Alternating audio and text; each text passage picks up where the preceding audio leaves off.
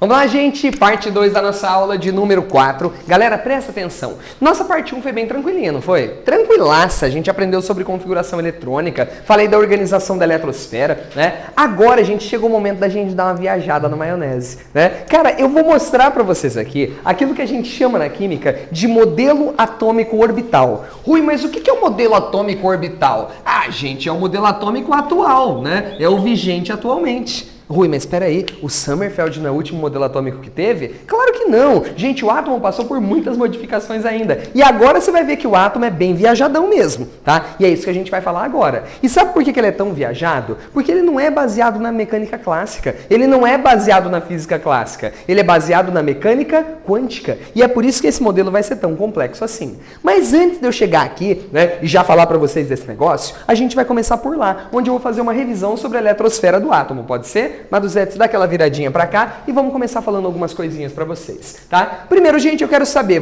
personagens, vocês estão bons nisso, né? Gente, quem é que cria a eletrosfera?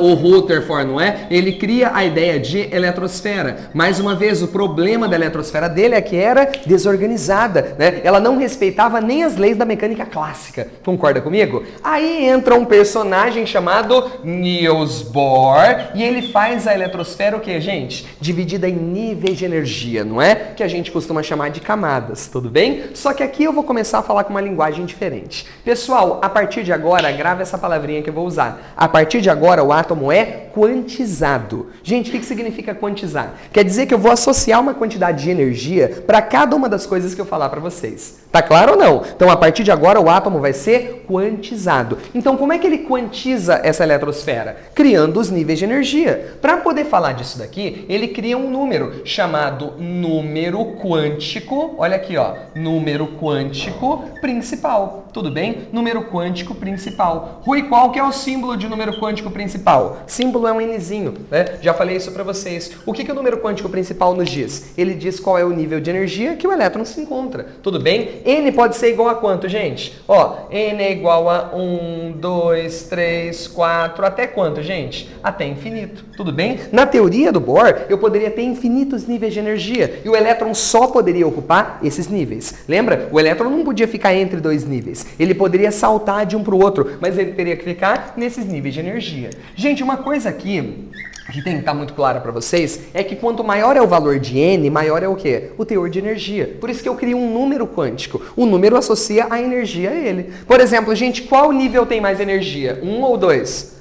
O 2, porque o número é maior. Quem tem mais energia, o 2 ou o 3? O 3, porque o número é maior. Quem tem mais energia, o 3 ou o 4? O 4, porque o N é maior. Quanto maior é o valor de N, mais energia eu tenho. Tá claro pra vocês? Sim? Vocês estão lembrados que ele chega nessa conclusão fazendo o estudo do que, gente? Dos espectros atômicos, não é? Que a gente já falou. Aí entra aquela conversa que a gente comentou, né? O que o próximo personagem percebeu? Primeiro, quem que é o próximo personagem? O Sommerfeld, não é? O Sommerfeld. Lembra? Pessoal, o Bohr estudava os espectros atômicos. Os espectros atômicos, não é? Cada uma daquelas linhazinhas, ele falava que tinha uma energia constante, não é? Quando a gente pegava um equipamento um pouquinho melhor, a gente olhava aquela linha de perto, via que ela era feita do que, gente? De sublinhas, não é? O que esse cara chama? O Sommerfeld chama de subníveis de energia, não é isso? Cada linha era formada por subníveis de energia, tá? Então, galera, ele cria também, para poder falar desse subnível, para falar de S, P, D e F, ele cria um número para falar da energia que ele tem. E esse número quântico aqui, a gente chama de número quântico secundário, tá? Número quântico secundário ou azimutal. Eu nem vou escrever esse segundo nome para não te assustar, tá? Número quântico secundário ou azimutal, cujo símbolo é L. Gente, o L associa a energia ao subnível. De novo, quais são os subníveis que a gente conhece?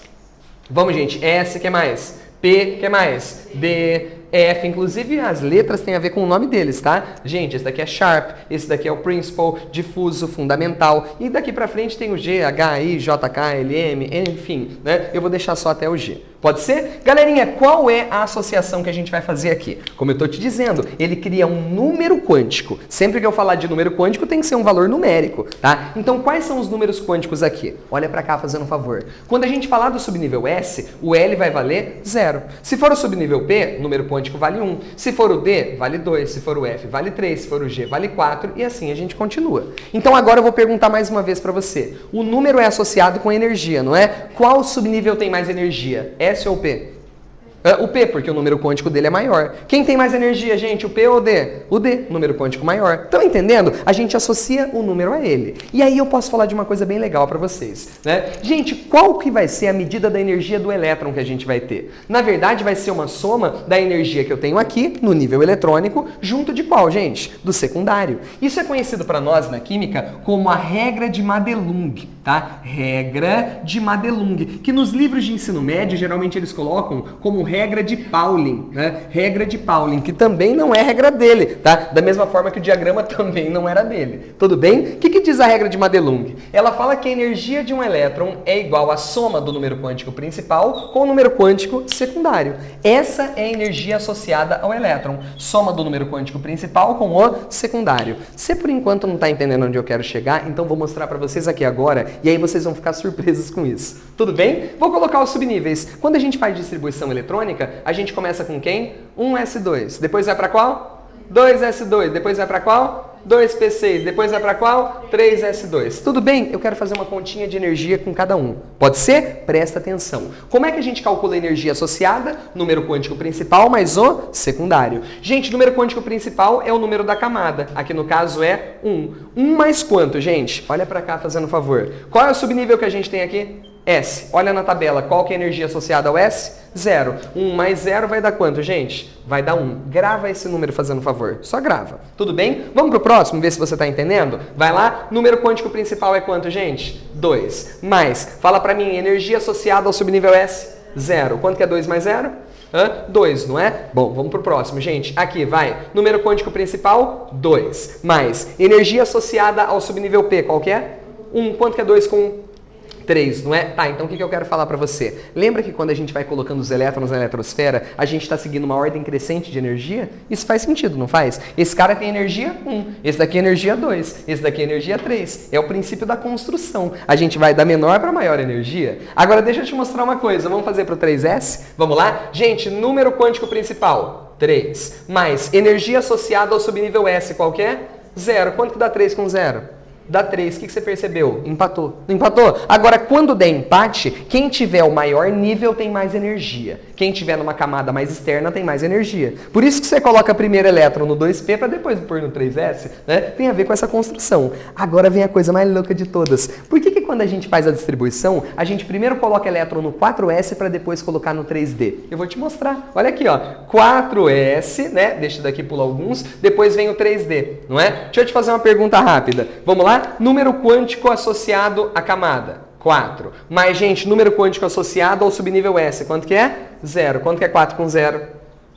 4, não é? Agora presta atenção no 3D. Número quântico principal, 3. Mais número quântico associado ao subnível D, quanto que é? 2. Quanto que é 3 com 2? 5. Deu para você entender por que a gente coloca elétron primeiro no 4s para depois colocar no 3d? Não importa o número da camada, importa a soma do número quântico principal com o secundário. Gente, então a partir de agora, o que eu quero falar para vocês? O modelo atômico estava ficando muito diferente do normal, né? Ele começou a ficar todo quantizado, todo associado à quantidade de energia. E agora a gente já está pronto para entender como é que eu vou chegar no modelo atual. Vamos lá? Maduzetes, deixa aqui de novo nessa primeira parte. Deixa eu falar uma coisa para vocês, pessoal.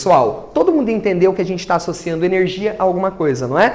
Entra aqui comigo nessa parte que vai ser muito legal para vocês. Gente, olha que legal. 3 personagens aqui são fundamentais para a gente poder entender o modelo atômico atual. Mas antes, como eu disse para vocês, esse modelo aqui é baseado na mecânica quântica, não é? Na mecânica quântica. Você sabe qual que é a diferença da física clássica para a física quântica? Hein? É uma pergunta trivial para vocês. Vocês sabem qual que é a diferença da física clássica para a quântica? Eu vou falar para vocês. Gente, a física clássica, ela trabalha com o mundo macroscópico. Ela trabalha com objetos grandes. Por exemplo, gente, fala uma coisa para mim. Ó, eu vou andar daqui até aqui. Tudo bem? Você conseguiria calcular a velocidade que eu fiz isso? Você consegue ou não consegue calcular a minha velocidade desse trajeto? Sim, o que você tem que medir? A distância, o deslocamento e dividir pelo tempo que eu gastei. O tempo você marca, né? A distância você mede. Concorda comigo? Gente, se fosse uma bactéria, você consegue ou não consegue fazer a mesma coisa? Claro, você pega o microscópio, olha a bactéria, não é verdade? E aí você mede o espaço que ela percorreu e divide pelo tempo que ela demorou. Você consegue calcular a velocidade que anda uma bactéria. Consegue ou não consegue? Agora, quando a gente chega no mundo atômico e subatômico, Renatinha, esse daqui vai falhar miseravelmente. A gente não consegue no mundo atômico e subatômico fazer isso daqui. Eu não consigo medir a velocidade do elétron. É impossível, gente. Eu não consigo fazer isso, né? E você vai entender o motivo agora. Quer ver? Eu vou pro caso da bactéria de novo, tá? E aí depois você vai chegar lá no átomo comigo. Primeiro eu quero fazer uma pergunta para vocês. Vocês estão me enxergando aqui agora? O pessoal de casa também está me enxergando, né? Eu quero que vocês me expliquem por que vocês estão me enxergando. Para você me enxergar, o que tem que acontecer? Se a gente estivesse num ambiente completamente isento de luz, completamente escuro, você me enxergaria? Não, então o que tem que acontecer para você me enxergar? A luz tem que bater em mim e fazer o quê? Refletir em vocês, não é? Você enxerga a luz refletida, tudo bem? A luz tem massa? Segundo o cara chamado Max Planck, ele falava que a luz é formada por fótons, que eram pequenas partículazinhas transportadoras de energia. Falamos isso na última aula, não é? Ô, gente, me fala uma coisa. Se tem partículazinhas, ela tem massa, né? Mas você acha que a massa da luz é grande ou pequena? É pequena, ela é desprezível em relação a gente. Quando a luz bate em mim, ela consegue me deslocar? Claro que não. Vocês estão entendendo? Agora vamos pensar lá numa bactéria. Como é que a gente faz para enxergar uma bactéria? A olho nu eu não vejo, né? Mas com o microscópio a gente enxerga? Sim. O que o microscópio faz? Ele manda de novo, vai, um feixe de luz, não é? Esse feixe de luz bate em quem? Na bactéria. E aí essa luz é refletida, passa por uma lente de aumento e a gente enxerga ela aumentada. Mas, gente, de novo, a luz que bate na bactéria não faz a bactéria ir para lá ou para cá, né? A bactéria não vai para lá nem para cá quando a luz bate nela, porque a luz é tão pequena a massa dela, mas tão pequena, que ela não consegue movimentar uma bactéria. Agora eu quero inventar o seguinte, suponha que eu tenha inventado um microscópio para enxergar um elétron, tudo bem? Eu quero ver um elétron. Elétron é uma partícula subatômica. Tudo bem? Como é que é o princípio para a gente enxergar alguma coisa? Eu mando o quê? Um feixe de luz, a luz bate, reflete, eu enxergo a luz refletida, não é? Agora eu tenho que te contar uma coisa. O fóton presente na luz tem uma massa que é próxima à massa de quem, gente? Do elétron. A massa de um fóton presente na luz é próxima da massa de um elétron. De modo que eu quero enxergar o elétron que está aqui. Esse elétron eu quero enxergar. Mando um feixe de luz nele, tudo bem? Na hora que a luz bate nele, o que ela vai fazer, gente? Vai tirar o elétron de lá, tudo bem? Na hora que a luz refletir no meu olho, o elétron já não está mais lá. Então, essa ideia que eu estou falando para vocês é uma coisa muito louca. Então, a mecânica quântica ela veio para falar dessas situações, né? Onde a mecânica clássica não funciona, tudo bem? E aí que entram esses três personagens. Pessoal, presta atenção. Um cara chamado Albert Einstein percebeu que a luz tinha comportamento dual, que eu acabei de falar para vocês. A luz, ela ora se comporta como onda, na maior parte das vezes, mas a luz é formada por fótons. Então ela também se comporta como matéria, tudo bem? Também se comporta como matéria. Um cara chamado Louis de Broglie, tá? Ele percebeu o que, pessoal? A dualidade onda-partícula associada a quem, gente? Ao elétron. O que o de Broglie percebeu? Ele percebeu que o elétron ora se comportava como o que, gente? Como onda, ora se comportava como partícula. Como assim, Rui? Não entendi o que você está falando. Vou te explicar. Gente, quando uma coisa se comporta como onda, ela pode sofrer difração. O que mais que ela pode sofrer? Refração, reflexão, são os fenômenos ondulatórios que vocês aprendem, não é? O elétron sofre isso tudo. Só que lembra do experimento do Thomson, quando a gente mandou um feixe de raios catódicos, né? E ele movimentou aquele cataventozinho de mica? Sim, isso quer dizer que ele está se comportando como partícula. Então, gente, isso daqui, né? A gente chama de dualidade, né? Isso daqui a gente chama de dualidade onda-partícula. Então, o elétron tem comportamento dual. Assim como a luz tem comportamento dual, o Louis de Broglie percebeu que o elétron também tinha, tudo bem? Ou seja, o elétron ora se comporta como onda, ora como partícula. Tudo bem até aqui? Beleza? Agora eu vou para o segundo princípio. Gente, de novo, tem como eu enxergar um elétron no microscópio? Não, porque na hora que eu mando o feixe de luz, ele vai sair do lugar, né? Isso fez um cara chamado Heisenberg criar aquilo que a gente chama na química de princípio da incerteza. né? O que é o princípio da incerteza? Cara, isso daqui é o que mais explica a parte do átomo moderno. Ninguém mais sabe de nada, né? Você não consegue mais prever nada, né? O que significa o princípio da incerteza? Cara, a questão é a seguinte, né? Eu não consigo ter muita precisão, né? No que, pessoal? Na hora que eu faço uma medida associada a um elétron. Eu não consigo fazer o que, pessoal? Medir a sua posição, tá? A sua posição e a sua velocidade com precisão. É impossível, tá? Na verdade, o termo velocidade, ele usava como momento. Vocês aprenderam na física já, né? Não sei se viram esse ano, mas alguma vez vocês já viram momento, né? Lembra que momento é massa vezes o quê, gente? Velocidade. Tudo bem? O que eu quero falar para vocês é o seguinte, não tem como você medir essas duas coisas com precisão. Quanto mais eu sei sobre a posição, menos eu sei sobre quem, gente? A velocidade. Quanto mais eu sei sobre a velocidade, menos eu sei sobre quem? Sobre a posição. Por isso que é o princípio da incerteza, né? Você sabe muito de um, você sabe pouco do outro. E o princípio que vale é aquele. Na hora de fazer a medida, né? Se eu sei que ele está naquela posição, na hora que eu fizer a medida, ele não está mais. Vocês estão entendendo? Essa é a grande questão que está aqui. Aí, gente, o que você deve estar pensando comigo? Rui, peraí. Você falou desse monte de coisa. Então agora o que se sabe então sobre o elétron? Né? Se a pessoa não tem nem mais certeza da posição, se eu não posso nem mais desenhar onde que o elétron está, como que eu vou trabalhar com esse elétron? Como que a gente trata o elétron hoje em dia? É aí que entra um cara chamado Erwin Schrödinger. E o que o Schrödinger vê? Pessoal, ele pensa numa coisa muito interessante. Ele fala assim, ó, já que o elétron tem comportamento dual, ou seja, ora ele é onda, ora ele é partícula, eu vou aproveitar esse momento do elétron para fazer previsão. O momento que ele é uma onda.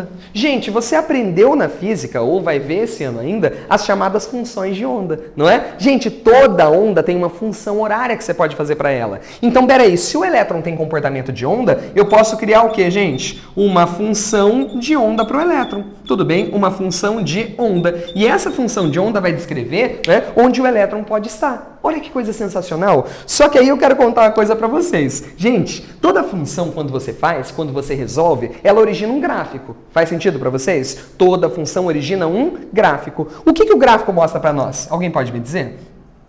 Gente, o que o gráfico de uma função mostra pra gente? Não é o comportamento que tem aquela função? É ou não é? Então agora eu vou te mostrar uma coisa. Quando a gente resolvia essas funções de onda que ele cria para os elétrons, a gente chegava num gráfico, não é? Só que esse gráfico, ele mostrava o que para nós? Gente, imagina o seguinte, um gráfico tridimensional. Aqui é o eixo Y, aqui é o eixo X, aqui é o eixo Z. Tudo bem? O eixo da profundidade, tá? Quando ele resolvia essas funções de onda, ele chegava num gráfico. O que esse gráfico dava pra gente? Ele dava a região onde a probabilidade da gente chegar num elétron era máxima. Ele não chegava na posição exata do elétron, porque é impossível a gente fazer isso daqui. Mas a gente chegava numa região do espaço onde a probabilidade de eu encontrar ele é máxima. Essa região aqui, ele chama do que, pessoal? De orbital. O gráfico dessa função era o orbital que esse elétron se encontra. E aqui muita gente não entende o conceito. Gente, muito aluno fala assim, o que é orbital? É uma região onde a probabilidade de encontrar o elétron é máxima. Tá, mas o que isso significa? O que é essa bola que eu fiz aqui? Gente, é uma região do espaço onde o elétron provavelmente vai estar. Fora dele eu sei que o elétron não está. E aonde que ele está aqui dentro? Em qualquer lugar. Não tem como eu saber exatamente onde ele está, mas ele pode estar em qualquer um dos lugares aqui dentro. Eu vou dar um exemplo para vocês, tudo bem? Gente, as meninas que trabalham aqui no Singular, tem a Madu e tem a Adri, tudo bem? A Madu, onde que ela está agora? Aqui na sala, como você sabe? Vocês estão vendo a Madu, não é? O pessoal de casa não sabia disso. O pessoal de casa, né, eles não estão enxergando a Madu como vocês estão enxergando. Então, para o pessoal de casa, a Madu podia estar em qualquer lugar. Quando ele ouve vocês falando que ela está aqui, eles acreditam, tudo bem? Agora eu vou fazer uma pergunta para vocês e para o pessoal de casa também. Onde que a Adri está agora? Onde que ela está? Ela trabalha lá na recepção. Onde que ela está? Na recepção? Quem garante? Ela está na recepção? Com certeza você pode me afirmar que ela está na recepção? Ela não pode estar no banheiro agora? Ou ela pode estar no banheiro? Ela pode, né? Ela pode ter ido lá na cantina, lá no fundo, pegar alguma coisa? Ela pode, né? Gente, então o que eu quero que você entenda? Enquanto você não pode ver, você só pode falar o seguinte, a Adri está no singular agora. Ela está no singular. O singular é como se fosse o quê? O orbital. Qualquer lugar dentro do singular está valendo, porque ela está no horário de expediente dela. Tudo bem? Ela não pode estar fora do singular. Ela tem que estar aqui dentro. Tudo bem? Então, esse é o conceito de orbital. Eu não sei aonde exatamente o elétron está, mas essa região eu tenho certeza que aqui dentro ele vai estar. Tudo bem? É a região onde a probabilidade de você achar um elétron é máxima. Agora, uma coisa interessante. Dentro de cada um desses gráficos, o máximo de elétrons que a gente pode ter é 2. Então, dentro de um orbital, né, esse cara aqui vai suportar no máximo, o que, gente? 2 elétrons. E a gente vai discutir isso daqui a pouquinho. Tudo bem? Agora, deixa eu te mostrar uma outra coisa. E no caso dessa função, a gente chegou numa esfera, né? Você sabe qual que é esse subnível, gente? É o subnível S. O orbital do subnível S, quando você resolvia a função de onda, ele dava uma esfera. Se fosse o subnível P, olha que loucura que seria do subnível P, né? Vou colocar aqui, ó, X, Y e o Z, tá? Gente, no subnível P a função é diferente. Ela dava a forma de um alter. Se você quiser conhecer as formas que tem os orbitais, tá, gente? É só você olhar no seu material que eu pus. Eu pus aí a forma de todos os orbitais para vocês, tá? Agora, o que eu queria mostrar para vocês é o seguinte. Olha fazendo um favor para essa figura que tá aqui. Vocês perceberam que nesse alter, aqui no meio tem um pontinho, né? Onde é o cruzamento desses dois lobos? Sim ou não, gente? Esse pontinho aqui no meio a gente chama de nó. Você sabe o que significa um nó? Nó ou região nodal é uma região dentro de um orbital onde a probabilidade de você achar o elétron é 0.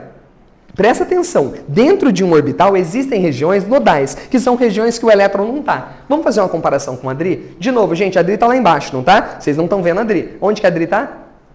No singular. O singular é o nosso orbital, né? Mas, gente, é qualquer lugar do singular que ela pode estar? Não, também. Quer ver, tem lugares dentro do singular que eu tenho certeza que a Adri não está. Por exemplo, pendurada no teto.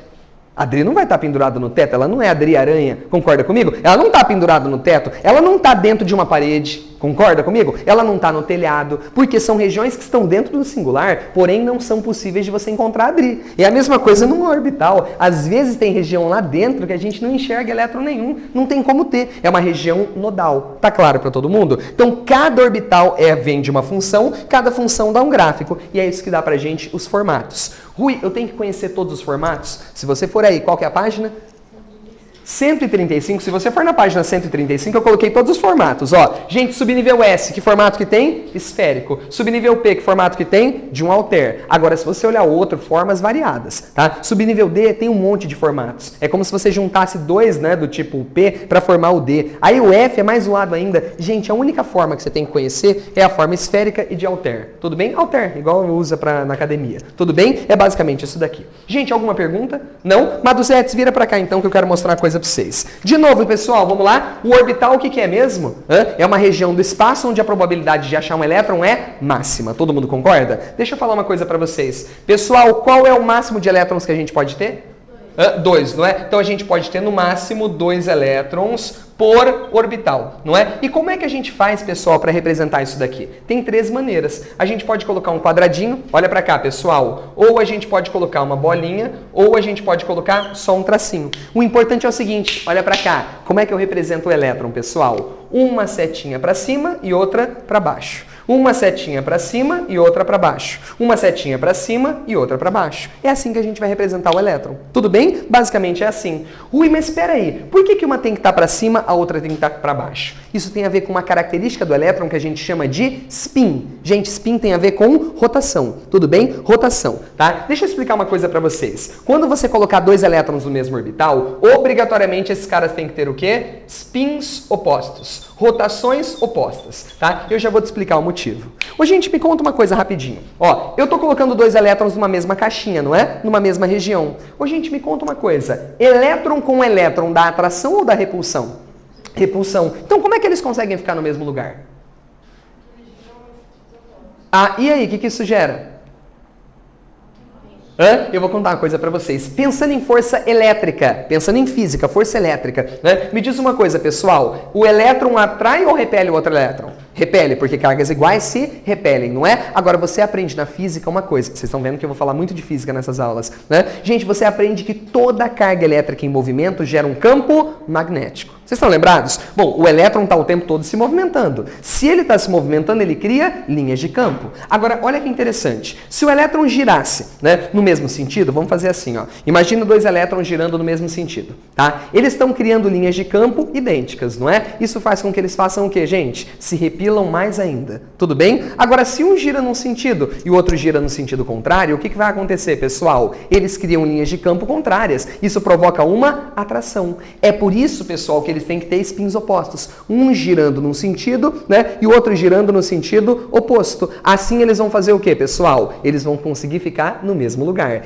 É a força magnética que prende os elétrons no orbital, não é a força elétrica. A força elétrica repele. Tá claro para vocês? Então agora, gente, eu vou falar uma coisa aqui. Construindo todo esse modelo, o que a gente pode resumir dessa conversa inteira, tá? Que agora a coisa ficou viajada, não ficou? Você só aprendeu que subníveis são formados pelo quê? Por orbitais. Tudo bem? O que é um subnível? É um conjunto de orbitais. De novo, o que é um subnível? É um conjunto de orbitais. E cada tipo de subnível suportava um máximo de elétrons, não é? Então, cada tipo de subnível é formado por uma quantidade diferente de orbitais. E é isso que eu vou te mostrar aqui agora. Tudo bem? Vamos lá. Pessoal, vou mostrar para vocês a relação entre subníveis e orbitais. Pode ser? Acompanha aqui comigo.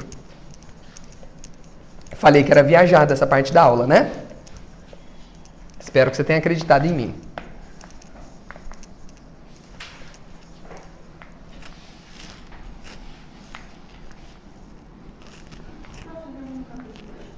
Quase, quase, quase. Eu vou até números quânticos, mas vai faltar um exercício.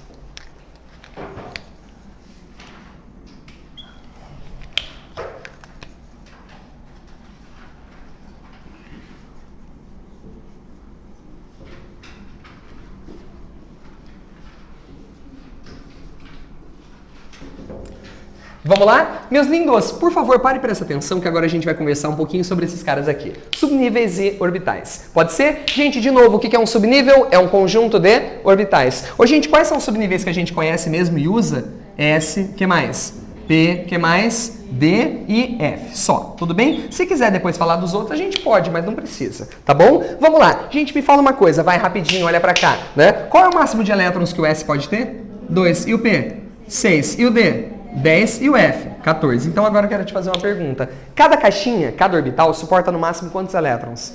2. Você concorda então que uma caixinha já é suficiente para o S? Sim ou não? Então o que é o S, gente? É um único orbital. Ele é formado por um único orbital. Então a gente consegue colocar 2 elétrons aqui dentro. Até 2. Tudo bem? Gente, e o P? O P não tem que ter 6 elétrons? Quantas caixinhas eu preciso? 3. Então o que é o subnível P? É um conjunto de 3 orbitais. Tudo bem? 3 orbitais. Então olha como é que a gente pode pôr, ó. 1, 2, 3, 4, 5, 6 elétrons. Tudo bem? Agora eu quero contar uma coisa para vocês, tá? Gente, o D, vai, o D, o que você pode me falar? O D é formado por quantos orbitais? 5. 5 caixinhas, não é? Porque cada caixinha suporta 2. Então, ó, 1, 2, 3, 4, 5. Vamos pôr os elétrons? 1, 2, 3, 4, 5, 6, 7, 8, 9, 10. Tudo bem? E por fim, o F vai ter quantas caixinhas?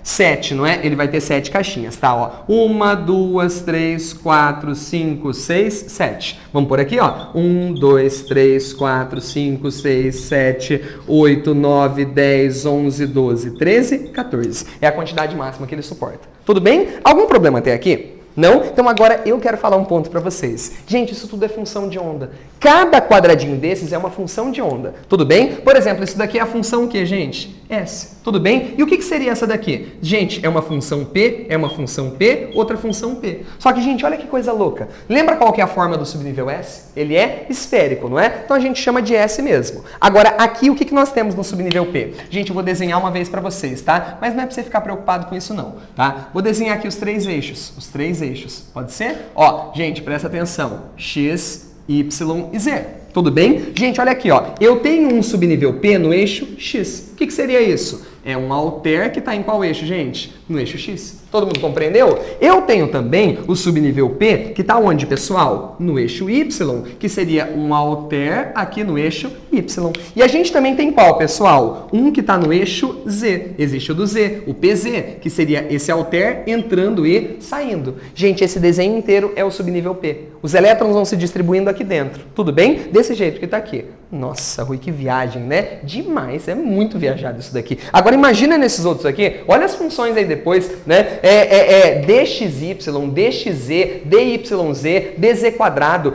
Gente, é muita loucura. Então isso tudo aqui são funções de onda muito complexas, tá? Que a gente não precisa estudar. O máximo que pode cair para vocês é isso daqui. Tudo bem? Agora, não sei se você reparou uma coisa. Na hora que eu fui colocando os elétrons nas caixinhas, eu estava colocando primeiro um em cada caixinha para depois colocar o segundo em cada um, né? Não sei se vocês repararam. Na hora que a gente faz a distribuição eletrônica, tá? A distribuição, presta atenção. A distribuição eletrônica por orbitais, né? Eletrônica por orbitais, a gente segue duas regras básicas, né? Dois princípios básicos aqui. E quais são esses princípios básicos que a gente segue, pessoal? Eu vou falar para vocês. O primeiro princípio é aquilo que a gente chama de regra de Hund. Tudo bem? Regra de Hund. E o segundo princípio que a gente segue na hora de fazer uma distribuição, qual que é, pessoal? É o princípio da exclusão de Pauli. Vou só escrever assim, ó. Princípio de Pauli. Não é Pauling, tá? De Pauli. Princípio da exclusão de Pauli. Eu já vou mostrar para vocês o que que é. Pode ser? Para isso, eu vou usar o exemplo que eu coloquei para vocês. O que que eu coloquei aí, Carrelinho, na direita? Qual foi o exemplo que eu coloquei para a regra de Hund?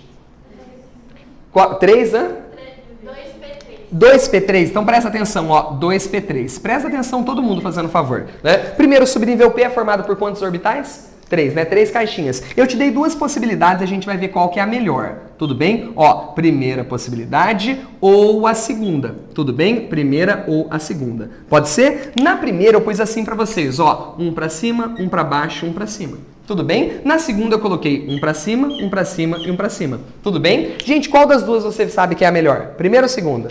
Segunda, porque ela segue a regra de Hund. O que diz a regra de Hund? Gente, esse cara nasceu predestinado. O nome dele nasceu para o que ele precisava. Sabe por quê? O que diz a regra de Hund? Que você coloca Hund cada vez. Olha que maravilha! Você coloca o quê? Hund cada vez. Então você não vai colocar 2 no mesmo orbital. Você vai colocar Hund cada vez. E só se precisar você vai colocar o segundo. Tudo bem? Então, ó, essa daqui é a mais estável das duas. Professor, mas espera aí. A primeira existe? Claro que existe. Isso daqui também existe. Mas representa para nós o estado fundamental ou um estado excitado? Um estado excitado. Vocês estão entendendo? Esse cara aqui é menos estável. Tá claro para todo mundo? Então o que diz a regra de Hund? Hund cada vez. Coloca um elétron em cada caixinha. Agora eu vou falar do princípio de Pauli. Pode ser? Que exemplo que eu dei? Qual?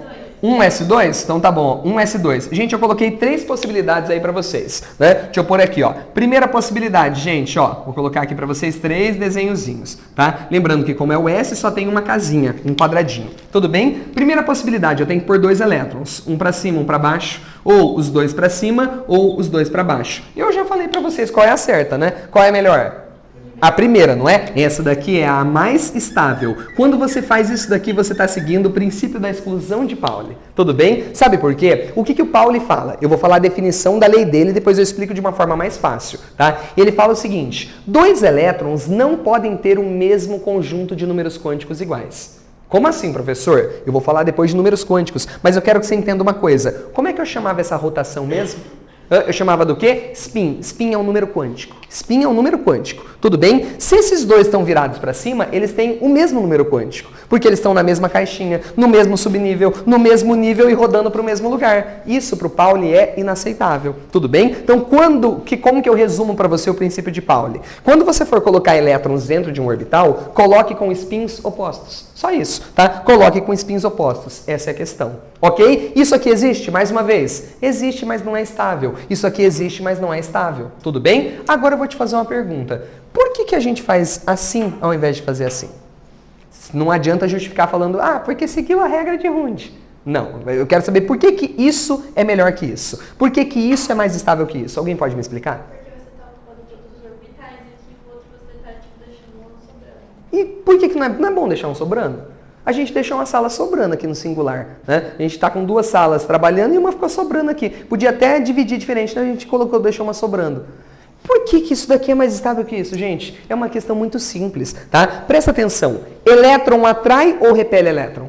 Repele. Então presta atenção. Aqui eu tenho 3 casinhas diferentes, não é? Se eu coloco cada um numa casinha diferente, esse cara não vai repelir esse. E esse não vai repelir esse, porque eles estão em lugares separados, não é? Tá, agora e esse daqui? Eu tinha 3 elétrons e 3 casas. Eu inventei de colocar 2 na mesma casinha. Cara, pra que eu fiz isso? Né? Porque esse daqui repele esse cara, né? Por mais que o spin prenda os 2 no mesmo lugar, eu não preciso colocar 2 no mesmo lugar assim. Era muito melhor colocar um em cada caixinha primeiro. Entendeu a lógica do princípio do Hund? Né? E o de Pauli a gente já explicou. Tem a ver com a questão do elétron se prender melhor quando ele está dessa maneira. Tudo bem? Gente, alguma pergunta até aqui? Não? Então agora o que a gente vai fazer? Já que eu te ensinei a fazer a distribuição por orbitais, a gente vai fazer um exercício. É um exercício que vai trabalhar tudo isso. Tudo bem? Então vamos lá. Dá uma olhadinha nessa questão que eu pus aí embaixo para vocês. Aí embaixo.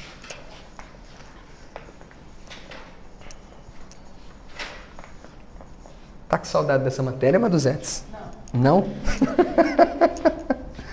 Eu até hoje eu me pergunto por que isso foi colocado no ensino médio, gente. Isso daqui não entra na minha cabeça. Cara, qual a utilidade de pôr essa matéria no ensino médio?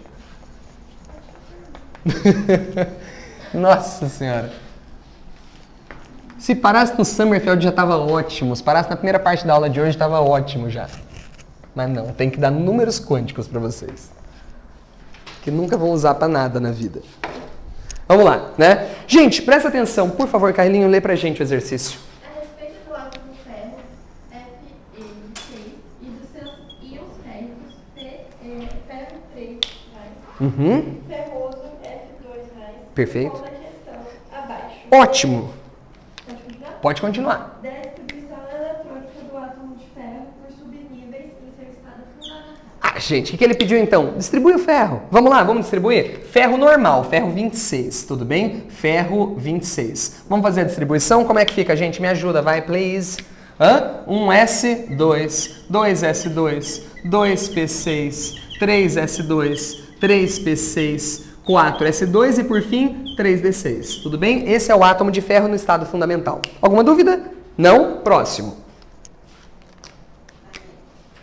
Vira a página, gente. Vira a página. Depois vocês copiam isso daqui. Utilizando a distribuição eletrônica do item anterior, preencha o diagrama de orbitais do átomo de ferro e destaque o seu elétron de diferenciação. Tá, gente, eu vou explicar para vocês o que é o elétron de diferenciação daqui a pouquinho, tudo bem? Mas vamos lá, ó. Gente, eu tenho um diagrama de energia aí, não tenho? Só para você poder entender. Como que é mesmo que foi feita a distribuição? 1S2, 2S2, 2PC. Não foi assim que a gente fez? Então, ó, gente, a energia é crescente, não é? Então, olha aí, só para você poder entender. Eu vou desenhar meio bosta, só para ser meio rápido, tá? Mas assim, ó, eu vou desenhar aqui primeiro quem é o 1S, tá? Depois o 2S, depois o 2P, depois o 3S, depois o 3P, depois o 4S, depois o 3D. Tudo bem? Vamos desenhar aqui? Vamos lá? Gente, subnível S é formado por uma caixinha. Essa caixinha que está aí. O 2S também. O 2P é formado por quantas, gente? Por 3. É isso que está desenhado para você. O 3S é uma caixinha só. O 3P são 3 caixinhas aqui. Tudo bem? Vou desenhar do jeito que está aí. O 4S é só uma caixinha. E o 3D são 5 caixinhas. Tudo bem? Vocês perceberam que a gente costuma, na hora de fazer um diagrama desse, colocar todo mundo que é S nessa linha, né? Todo mundo que é P nessa, e assim a gente vai continuando, para ficar mais organizado. Tudo bem? Me ajuda aqui? Vamos lá? Gente, como que foi a distribuição? 1S, 2. Vamos pôr 2 elétrons aqui, um para cima e um para baixo. Depois, gente, 2S, 2. Um para cima e um para baixo. Depois, 2P6. 1, 2, 3, 4, 5, 6. Tudo bem ou não? Próximo, vai. 3S2. Coloca 1, 2. 3P6. 1, 2, 3, 4, 5, 6. Tudo bem? Vamos lá, gente. 4S2. Coloque os dois. E agora 3D6. Tudo bem? Por favor, pare e preste atenção agora. Pare e preste atenção. 1, 2, 3, 4, 5, 6, né? Parou aqui, não parou? Deixa eu colocar só para você o último. 6 parou aqui, não é? Tá vendo esse elétron que eu destaquei em roxo? Sim ou não? Esse cara é conhecido pelo nome de elétron de diferenciação. O que é o elétron de diferenciação, gente? O último distribuído. Tudo bem ou não? O que é o elétron de diferenciação? O último distribuído. Beleza ou não, gente? Ok? Então tá respondido esse item daqui. Fizemos a distribuição. Agora a gente vai ver o próximo item, tá? Por favor, pare e preste atenção, porque não é fácil a pergunta. Vamos lá? Letra C, por favor. Com base na distribuição eletrônica por orbitais do íon férrico F3+, e ferroso F2+. Tá, então peraí, a gente está falando do íon férrico, que é o Fe3+, e estamos falando também do ferroso, que é o Fe2+. Gente, olha para cá fazendo um favor, antes da Carlinho continuar a leitura, vamos fazer a configuração eletrônica deles? Vamos lá? Vamos fazer uma coisa? Olha para cá, fazendo um favor todo mundo. Gente, eu vou pegar daqui até aqui, tudo bem? Daqui até aqui, eu vou deixar assim, ó, até o 3P6, lembra? Até o 3P6, a gente pode trocar a configuração eletrônica pelo cerne de um gás nobre, não é? Qual? Não tem 18 elétrons? 18 elétrons é o argônio, tudo bem? Então vou colocar aqui, ó, qual é a configuração do ferro? Gente, olha aqui, é o cerne do argônio, tudo bem? Agora me diz uma coisa, fazendo um favor, o que significa 3+? Que ele perdeu 3 elétrons, não é? Agora, por favor, qual elétron que a gente tira? Vamos lembrar? Qual elétron que eu tenho que tirar?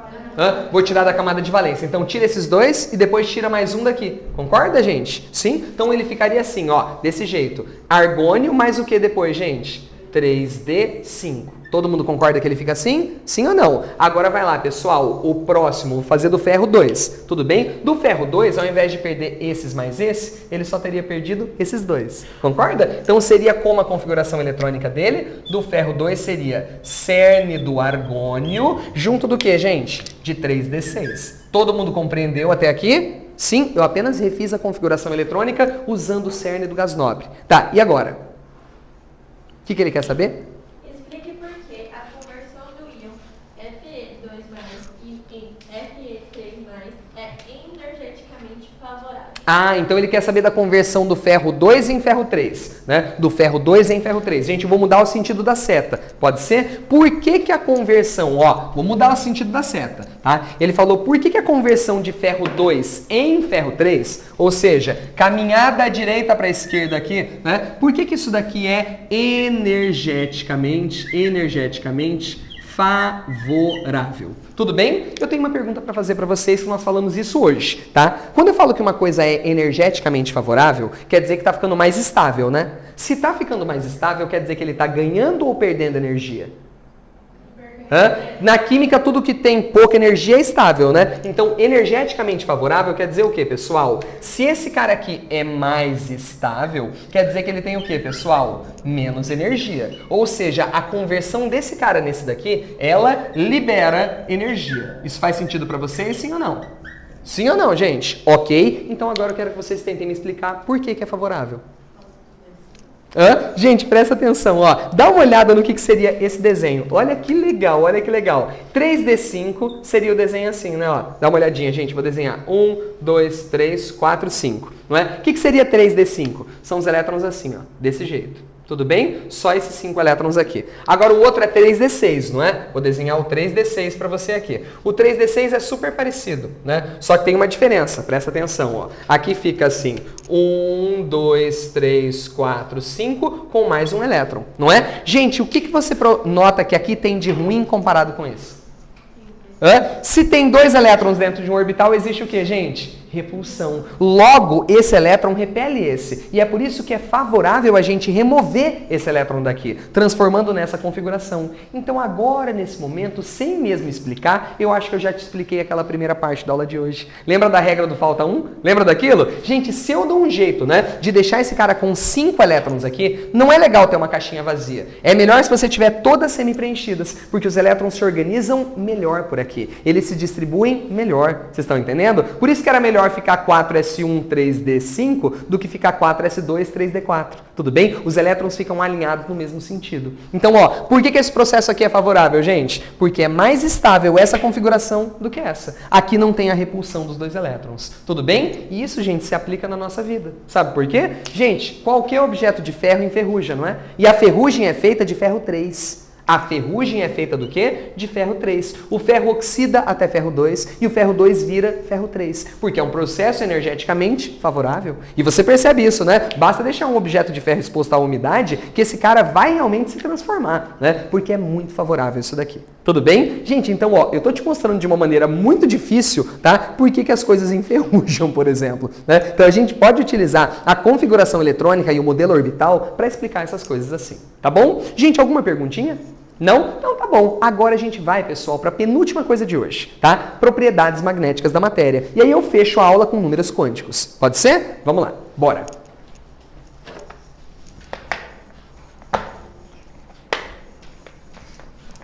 A boa notícia é que esse capítulo tem pouquíssimas questões, tá, gente? Porque quase não cai esses assuntos aqui, tá?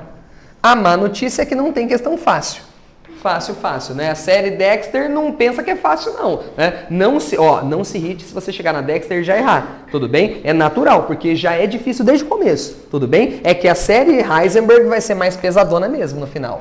Inclusive, o nome Heisenberg que tem nessa série, né, é em homenagem ao Heisenberg da nossa aula de hoje. Mas o Heisenberg da nossa aula de hoje é o personagem de uma série chamada Breaking Bad, que o nome dele é em homenagem ao Heisenberg daqui. Tudo bem? É um químico bem famoso mesmo. Deixa eu ir lá. Alguém aqui já assistiu Breaking Bad? A melhor série da história. Já comecei, mas eu nunca vi. Não terminou porque você achou ela parada? Não, eu só fico preguiça. Ficou com preguiça? Cara, eu já assisti 2 vezes Breaking Bad, tem que assistir a terceira. Nossa.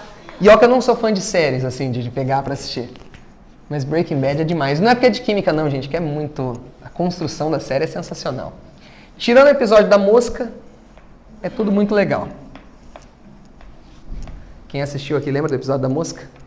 Hã? Cara, é um episódio que fica um episódio inteiro tentando matar uma mosca. Nossa. Só que ele tem uma parte filosófica por trás, assim, que eu assisti 2 vezes e não enxerguei. Achei chato só mesmo. Não, ele tem a parte filosófica, mas é muito chato, cara. É chatíssimo. Você já assistiu? Não? Cara, pergunta pro Fabinho o que é a mosca. Ele vai adorar. Vai adorar.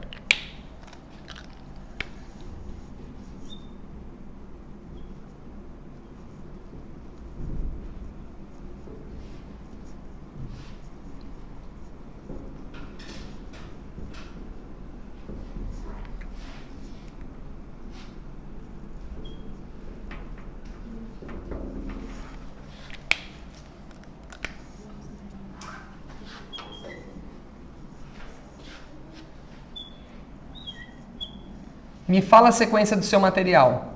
Dia, para e ferro? Tá bom.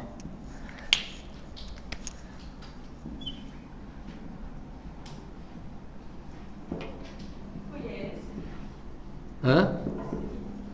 É um careca. Cadê? É esse mesmo. É a fotinho dele que tem lá na série Heisenberg.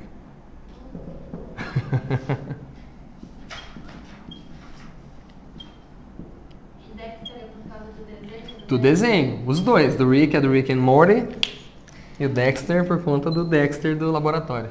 A primeira vez que eu estudei com você, eu também traduzi isso, achei que era uma coisa louca. É só um desenho mesmo.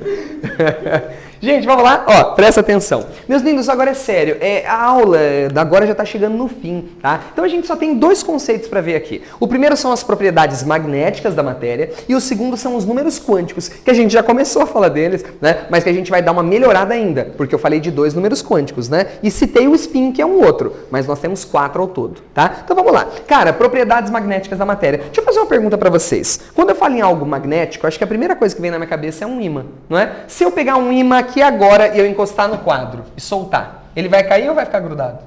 Vai cair, né? Agora, se eu pegar e grudar aqui, ó, nesse negócio que é de ferro, ele gruda ou cai? Ele gruda. Por quê? O vidro atrai o ímã fortemente? Não, ele até atrai, né? Mas não é fortemente. Agora, aquilo lá, aquele material que é o ferro, ele atrai fortemente o ímã. Tão fortemente, mas tão fortemente, a ponto de grudar o ímã nele. Tudo bem? Então, baseado nessas características, a gente tem 3 tipos de materiais. Eu vou começar falando do ferro. Tudo bem? Adivinha, o ferro ele é o quê? Ferromagnético. O que seria um material ferromagnético? É aquele material que é fortemente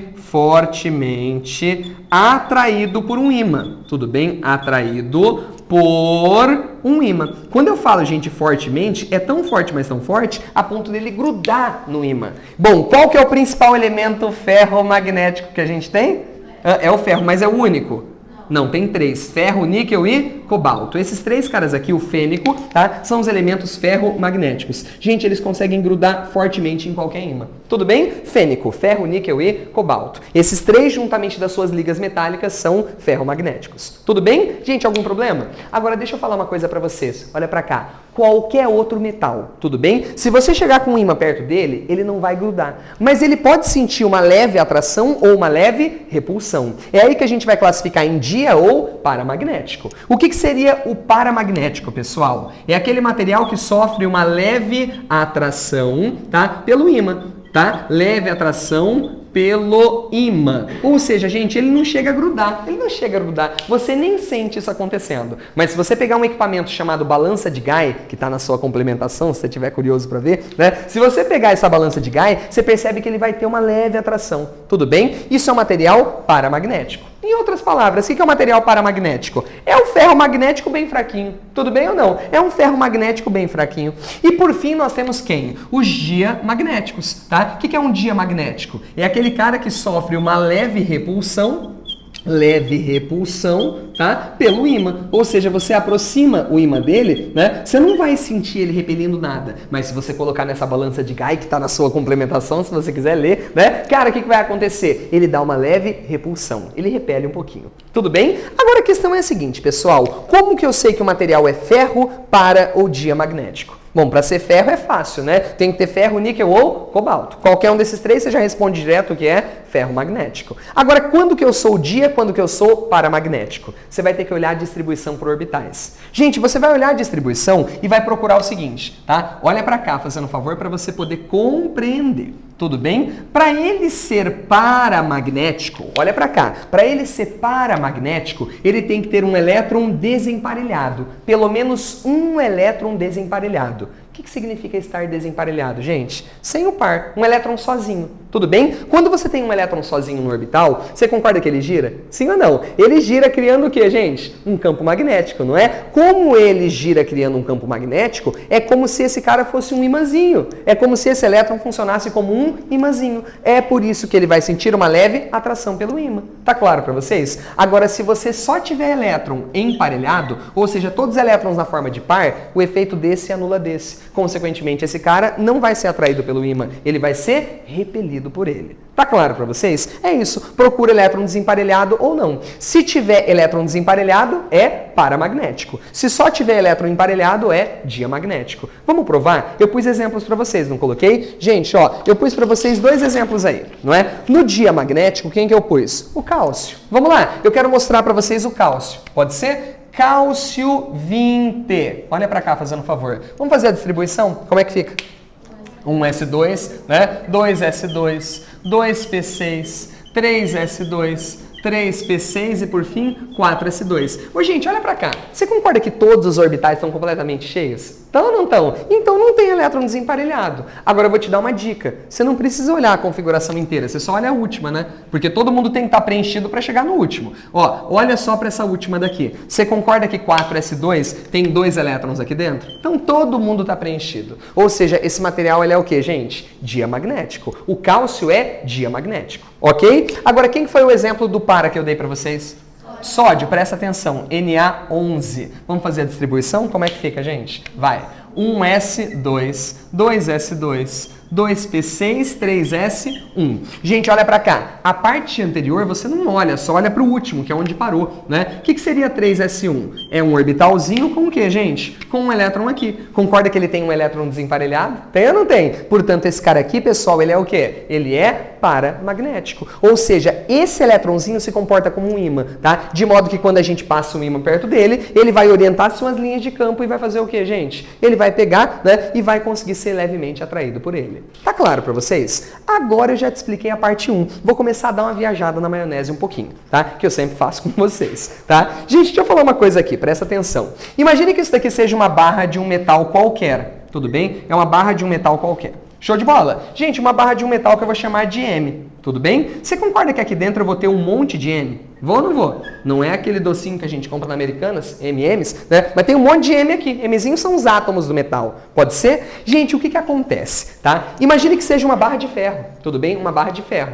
Cara, quando a barra de ferro está longe do ímã, ela não se atrai pelo ímã. Concorda comigo? Ela não sai grudando nas coisas. É ou não é? Agora, quando chega perto do ímã, ela gruda. Por quê, pessoal? O ímã ele tem um campo magnético. Tem ou não tem? Quando o material não está sendo submetido a campo nenhum, o que acontece, pessoal? Os elétronzinhos desemparelhados que ele tem, cada um está orientado num sentido. Uns estão para cá, uns estão para cá, uns estão para lá. Gente, cada um está virado para um lado. Tudo bem? De modo que esse cara aqui, ele não vai ser atraído por nada. Agora, quando a gente vai e passa um campo magnético por aqui, ou seja, chega um ímã perto dele, né? O que vai acontecer, pessoal? Imagina que isso daqui é uma barra de ferro, né? E que eu passei um ímã perto dele. O que vai acontecer? Ó? Imagina que é ferro, ferro, ferro, ferro e ferro. Tudo bem? Na hora que eu chego com um ímã perto dele, ele orienta todos os seus spins de acordo com o que, gente? Com o campo magnético. Tudo bem? De modo que agora ele vai ser fortemente o que, gente? Atraído. Essa é a questão. O campo magnético faz todos eles se orientarem, como se fosse uma corrente elétrica, todo mundo caminhando no mesmo sentido. Tá claro para vocês? Agora eu quero mostrar para vocês duas barras aqui, né? Uma barra de cálcio, tudo bem? Uma barra de cálcio, para a gente poder entender, e aqui uma barra, tá, de sódio. Show? Uma barra de sódio. Gente, vou pôr aqui sódio, sódio, sódio, sódio. Tudo bem? Agora eu vou colocar aqui, ó, cálcio, cálcio, cálcio e cálcio. Tudo bem? O que acontece? O material paramagnético, eu cheguei com um ímã perto dele. Tudo bem? Lembra que todo mundo estava totalmente desorientado, não é? Olha o que vai acontecer. Cara, uns dois aqui vão se orientar de acordo com o campo. Tudo bem? Um vai se orientar mais ou menos de acordo com o campo. O outro está indo para onde, pessoal? Ah, sei lá, para cá. Tudo bem? O que eu quero mostrar para vocês? Cara, nem todo mundo vai se orientar de acordo com o campo magnético. De modo que a atração que ele vai sentir pelo ímã é bem pequenininha, né? Fraquinha a ponto dele nem conseguir grudar. Isso é um material paramagnético. Agora, e o dia? Vamos lá, eu cheguei com um campo magnético. Ele tem algum imãzinho solto nele? Não, então ele está cagando para o campo magnético gerado, né? Tem um cálcio que está virado para cá, outro que está para cá, um que está para lá, outro que está para cá. De modo, gente, que esse material não vai sentir nenhuma atração. Inclusive, ele vai sentir uma leve repulsão, porque você tem um monte de elétron no mesmo lugar. Essa é a diferença de um material para o outro. Tudo bem? Essa é a grande diferença.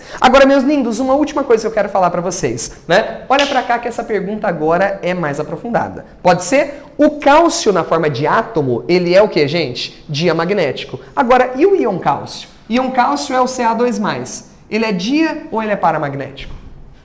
Vamos pensar. Se ele é Ca2+, o que eu teria que tirar? Esses dois elétrons, não é? Gente, esse cara aqui tem algum elétron desemparelhado? Não, então ele continua sendo o quê? Diamagnético. Concorda comigo? Agora vamos falar do sódio? Vamos lá? Gente, o sódio normal, ele é dia ou ele é paramagnético? Agora vamos pensar no Na+. O que significa esse mais? Que ele perdeu um elétron, não é? Que elétron que ele vai perder? Esse daqui. Se ele perde esse elétron, agora a camada anterior passa a ser a camada de valência, não é? Esse cara está com o elétron desemparelhado ou está totalmente cheio? Totalmente cheio, ou seja, o íon Na+, ele é o quê? Diamagnético. Olha que loucura! Então tem caras que o átomo é para, o íon é dia. Tem gente que é o contrário. Vocês estão entendendo? Então às vezes a gente pode ter essa variação de um para o outro, ok? Cara, isso é super legal. Então assim, dá para você associar, mesmo sendo um negócio que não tem muito a ver com o seu cotidiano, dá para você fazer algumas associações. Tudo bem? Bora para o último conteúdo para acabar a aula de hoje, que eu tô lotando vocês de informação nesse sábado, né? Bora lá, vamos falar da última coisa de hoje. Bora falar de números quânticos. Números quânticos.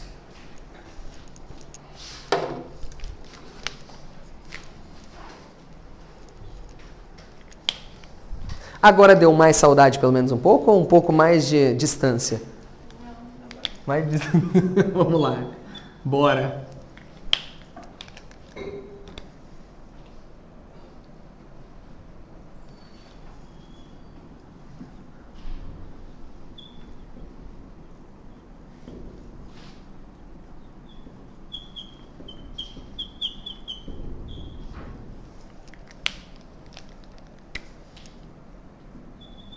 Vamos lá? Gente, para um pouquinho agora. Chegamos no final. Chegamos no auge dessa aula, no ápice dessa aula. E essa parte aqui, gente, ela é muito legal, tá? Eu vou mostrar para vocês. Primeiro, quem foi o primeiro cientista a introduzir um número quântico mesmo? Quem foi? Foi o Bohr, não é? O que ele criou de número quântico? O número quântico principal, que falava do nível de energia, não é? Quem foi o segundo? Sommerfeld, que criou o número quântico secundário para falar do quê? Do subnível. Gente, agora vocês lembram para que servia o número quântico? Hein? Para associar aquela coisa, aquele negócio que ele tinha feito à energia. Vocês concordam? Então, gente, o que são números quânticos? São números, tá, que servem para a gente trabalhar e encontrar a energia de cada um dos elétrons que um átomo tem. Por exemplo, gente, olha para cá, olha para cá. Urânio tem número atômico 92. Isso quer dizer que ele tem 92 prótons e 92 elétrons. Cada um dos seus 92 elétrons, ele vai ter um conjunto de 4 números quânticos. Cada um dos 92 vai ter o quê? 4 números quânticos, que servem para a gente poder encontrar qualquer um deles. Tudo bem? O estado energético que cada um tem. Isso são os números quânticos. Servem para medir o quê? A energia. Só que, gente, a nível de ensino médio, eu não preciso associar isso tanto com energia assim, né? Para que serve uma questão de número quântico para você? Quando for um vestibular normal e não um vestibular militar, né, um ITA da vida, um IME da vida, o que ele vai pedir para você? Ele vai te dar o conjunto de 4 números quânticos e vai perguntar sobre o elétron que ele está falando. É isso. É como se fosse o endereço do elétron. Os números quânticos para você são o quê? O endereço do elétron. Alguém aqui mora em apartamento? Mora, me fala uma coisa, Carlinho, eu quero ir no seu apartamento, tudo bem? Você falou, Rui, eu passei no vestibular, vai ter final do ano, vai ter a comemoração lá, tá? Vai todo mundo para lá comemorar, tudo bem? Aí o que acontece? Para eu poder ir no seu apartamento, primeiro você tem que me indicar algumas coisas, não é? O que ela tem que indicar, gente? Primeiro a rua, né? Onde é que fica? Bairro, rua, o que mais? O número de lá. Aí vai chegar no prédio, não é? Quando chegar no prédio, não adianta eu falar, eu quero ir na Carlinho. Quem que é carrilinho? Não sei. Você tem que me informar o quê? Qual é o bloco, qual é o andar, qual é o apartamento. Você concorda que ela tem que me dar o endereço completo? No átomo é a mesma coisa. Gente, onde que os elétrons ficam? Vamos, na eletrosfera. E a eletrosfera é feita do quê, primeiramente? De camadas ou níveis de energia. Então tem que te indicar o nível que ele está. Segundo, o que mais que eu tenho que indicar? O subnível, CS, P, D ou F, não é? Agora a gente viu que um subnível é um conjunto de orbitais. Eu tenho que falar qual é o quadradinho que o elétron está. Eu tenho que falar qual é o orbital. E esse vai ser o terceiro número quântico. E o quarto número quântico é, será que é o primeiro elétron a entrar ou será que é o segundo elétron a entrar? São os 4 números quânticos que existem. Então é o endereço do elétron para você. É o endereço do elétron. Tudo bem? Então vou começar aqui trabalhando o número quântico principal. Pode ser? Os 2 primeiros a gente já falou. Então olha aqui, ó. Número quântico principal. Cara, o que o número quântico principal ele fornece para mim? Gente, ele vai me falar o nível de energia que o elétron está. Ele fala sobre o nível de energia que o elétron está. Nível é sinônimo do que, gente? De camada, não é? E esse nível de energia, preste atenção, ele pode ser igual a quanto, gente? Pode ser igual a 1, que mais? 2, 3, 4, 5, 6, 7, até quanto, gente? Até infinito. Na teoria dele, você pode ter infinitos. Tá certo, gente? É isso daqui. Alguma pergunta? Ele varia de 1 até infinito. Somente os números naturais, tirando o zero que entram aqui.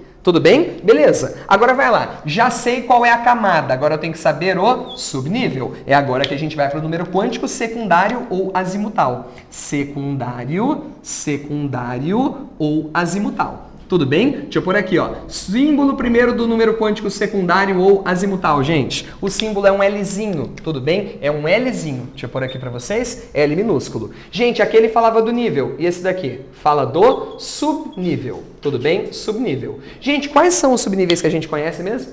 Vai, fala. S, que mais? Vai. P, vai. D, F, G, H, I, J, K, L, M, N, O, P, Q. Tudo bem? Agora eu vou fazer uma tabelinha com vocês. Olha pra cá. Vou colocar aqui o Lzinho pra vocês. Tudo bem? Vou colocar esse Lzinho pra vocês. Se for o subnível S, vale quanto? 0. Se for o P, 1, D é 2, F é 3, G é 4, H é 5 e assim a coisa continua. Tudo bem? Agora eu vou escrever uma coisa para você para te mostrar como é que ele varia. Tudo bem? No seu material tem assim, ó, varia de tanto a tanto, não é? Como que ele varia? Gente, ele varia de... Qual é o primeiro valor que tem aqui? 0, não é? Então ele varia de 0 até quanto, gente? Até n menos 1. E você vai entender o que isso significa agora. Tudo bem? Primeiro, gente, olha para mim. O que é n? Não vai falar que é nitrogênio, pelo amor de Deus. É o número quântico principal, concorda comigo? Então ele varia de 0 até n menos 1. Deixa eu te explicar melhor. Vamos lá? Olha pra cá, fazendo um favor, gente. Não precisa copiar isso daqui não, tá? Imagina n1, imagina n2, imagina n3. Pode ser? Gente, quais são os subníveis que existem no 1? Só um S, não é? E no 2? Vamos, 2S e o que mais? 2P. E no 3?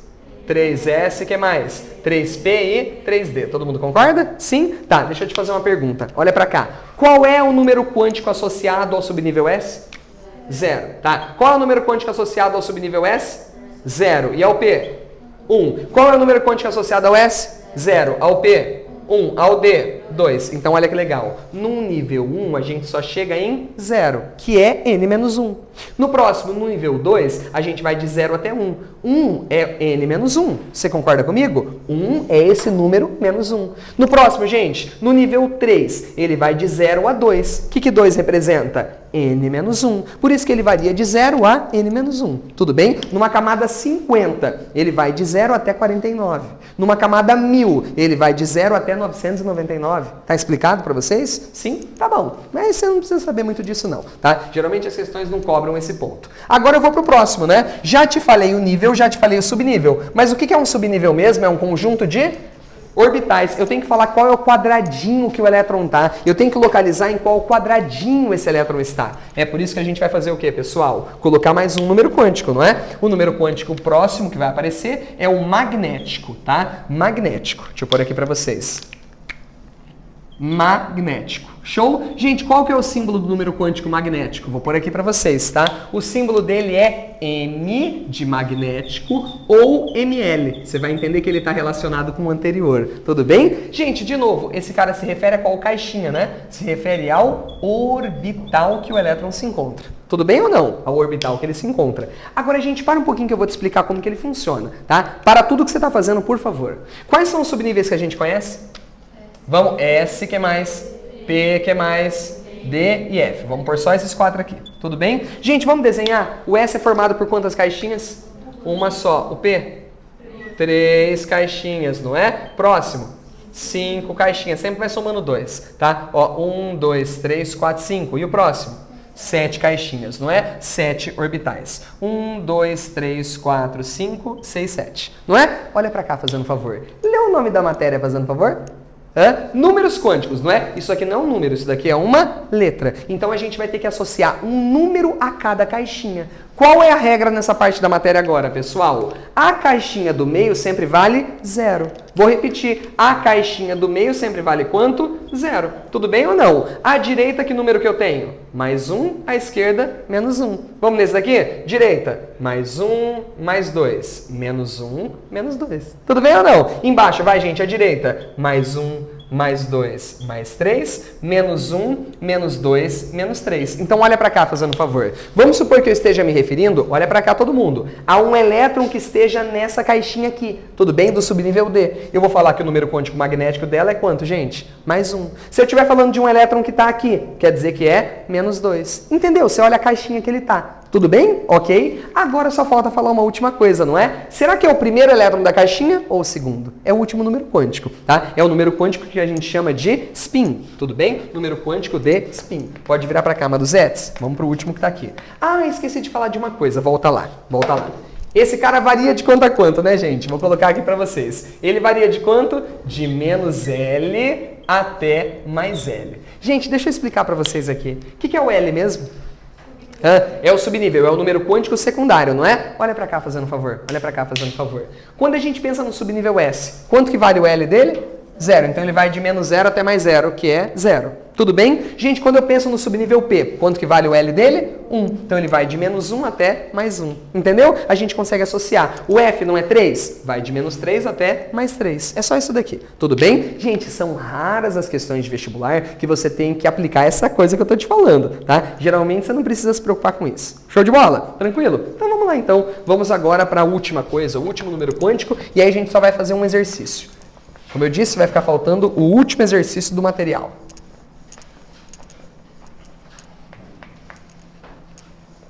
Ah, Renatinha!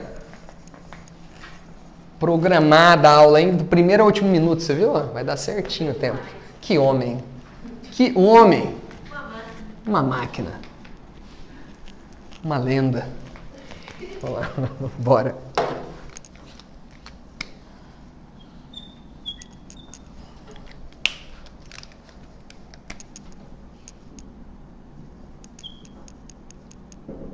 Pensei que eu tava morrendo de fome agora, mas não tô, que eu comi um pão com ovo, sustentou tanto hoje.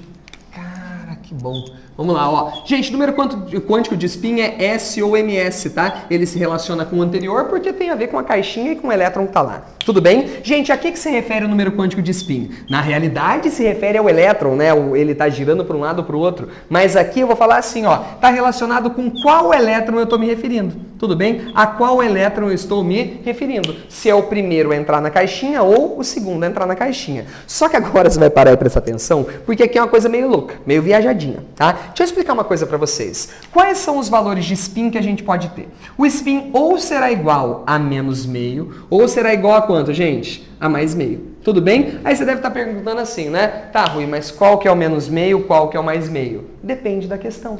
A questão vai falar para você quem é o menos meio, quem é o mais meio. Tudo bem? Se o exercício falar assim, ó, primeiro caso, tá certo? Se ele falar assim, ó, considere, olha para cá todo mundo, que o primeiro elétron a entrar no orbital tem a spin igual a menos meio. Você vai considerar que esse daqui é o menos meio. Tudo bem? E esse outro seria o quê, gente? Mais meio. Então esse daqui seria menos meio, esse daqui seria mais meio. meio. Agora, se a questão falar, considere que o primeiro elétron a entrar no orbital tem spin mais meio. Então, imagina esses dois elétrons aqui. O primeiro passaria a valer mais meio e o segundo valeria quanto? Menos meio. Tudo bem? É o exercício que vai te falar. Se ele falar que é para você considerar o primeiro como sendo menos meio, o primeiro é menos meio. Se ele falar que o primeiro é mais meio, o primeiro é mais meio. Tudo bem? Ui, mas e se ele não falar nada? Então, esse é o problema. Se ele não falar nada, a gente costuma considerar que o primeiro é qual, gente? O menos meio. Seguindo uma ordem lógica de números, né? O primeiro é o menos meio, depois é o mais meio. Só que isso também, gente, é assim, não funciona sempre, tá bom? Então, o normal é o exercício falar. Então, vou mostrar para vocês aqui agora como é que isso funciona com o último exercício de hoje. Pode ser? Dá uma olhadinha aí, gente. Eu coloquei um exercíciozinho para a gente praticar isso daqui. Eu peço para você chegar nos 4 números quânticos de algumas espécies, não é? Vamos lá. Deixa eu só apagar aqui para a gente poder fazer.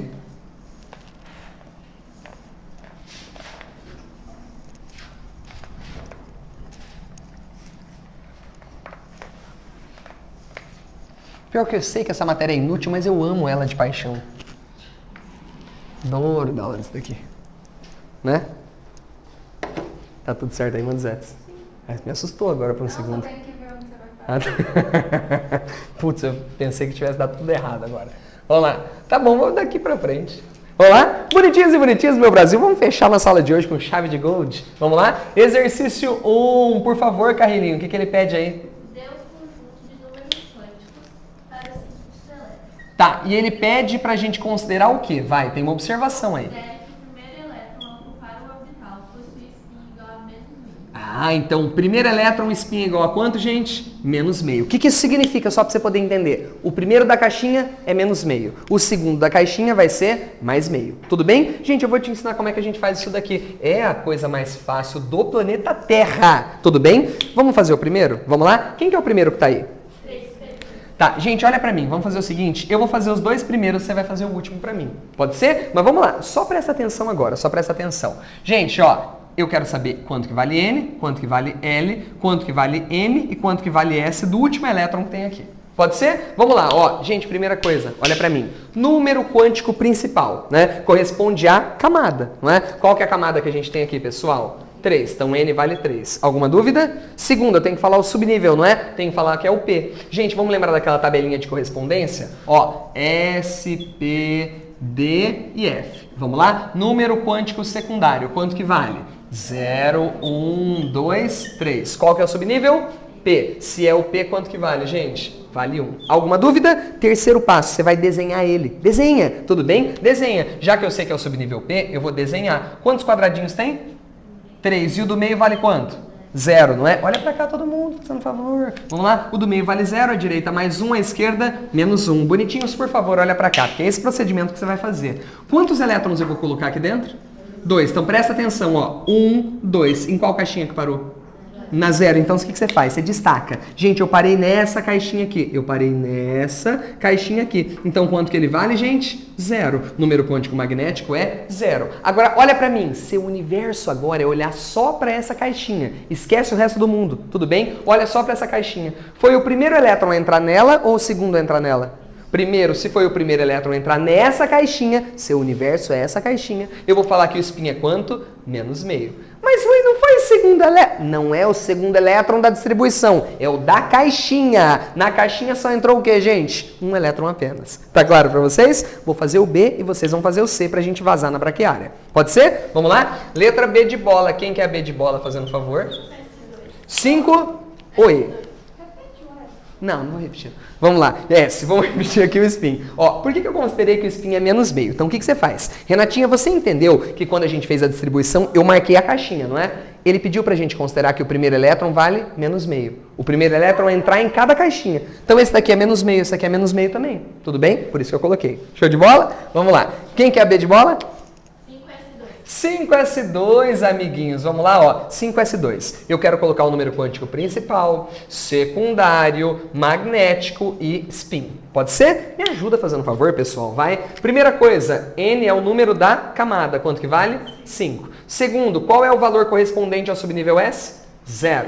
É ou não é? Gente, agora vai. Já desenha, né? Você já sabe que é o subnível S, então você vai desenhar. Quantas caixinhas? uma só, não é? E ela sempre vale 0. Então aqui já é 0 de novo. Tudo bem? Nem preciso pensar. Mas quantos elétrons eu vou pôr aqui? 2, não é? Agora presta atenção. Na única caixinha que tem, o último elétron que eu coloquei, né? Foi o primeiro ou o segundo a entrar aqui? O segundo. Então quanto que vale o spin? Mais meio. A gente sempre está falando do último elétron da distribuição. Sua vez. Vai, faz para mim a última. E se você já fez, faz um outro exercício para você não ficar com tarefa. Vai, sem preguicinha. Bora, gente, rapidão. O outro eu não vou corrigir hoje, tá?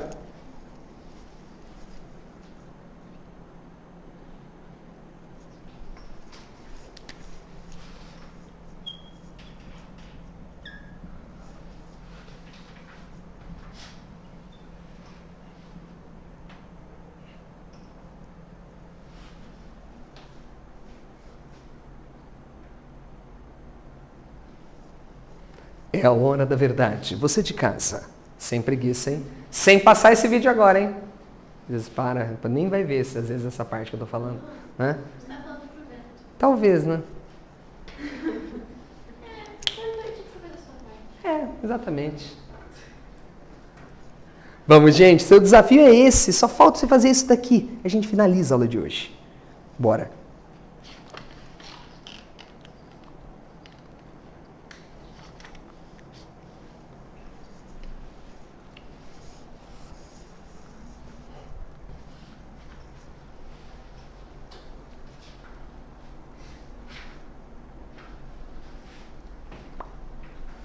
Foi? Sim, então rapidinhos, gostei então. Vamos lá? Gente, vai, me ajuda fazendo um favor. Nível de energia, vai, número da camada. 4, não é? Segundo, subnível é o F, quanto que eu coloco? 3. O que você faz agora? Desenha as caixinhas dele, não é? Quantas caixinhas a gente tem? 7, não é? Porque vai de menos 3 até mais 3. Vamos lá, ó. 7, ó. 1, 2, 3, 4, 5, 6, 7. Tudo bem? A do meio sempre vale quanto? 0, não é? Então é 0, mais 1, mais 2, mais 3, menos 1, menos 2, menos 3, não é? Quantos elétrons eu vou distribuir?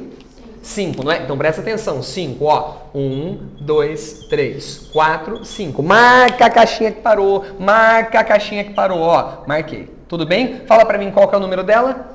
Mais 1. Então o número quântico magnético é mais 1. Tudo bem ou não? Agora atenção, ele quer saber se o spin é mais meio ou menos meio. Foi o primeiro elétron a entrar nessa caixinha ou o segundo? Primeiro, então quanto que ele vale? Menos meio. Tudo bem? Só. Ok, gente? Beleza? Cara, que coisa maravilhosa, não é? Mas calma que não acabou não. Calma.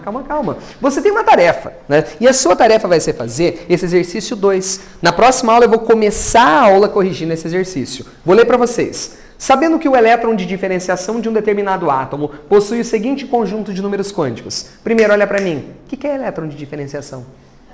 É o último da distribuição. É igual a gente está fazendo aqui, ó. Esse é o elétron de diferenciação. É o último, né? Ele fala que tem N3, L1, M-1, S mais meio. Com o auxílio de uma tabela periódica, determine qual é o elemento químico que corresponde ao átomo apresentado. Considerando que o primeiro elétron a ocupar o orbital tem spin igual a mais meio. Olha pra mim, criatura. Nessa questão que eu inventei agora, ele falou pra você considerar que o primeiro elétron vale quanto? Mais meio. Então agora a conversa mudou. Tudo bem? Então você vai seguir isso e vai tentar chegar. Tudo bem? Gente, é isso. Beijo pra vocês. Até semana que vem, tá? Na nossa próxima aula. Tchau, gente. Valeu.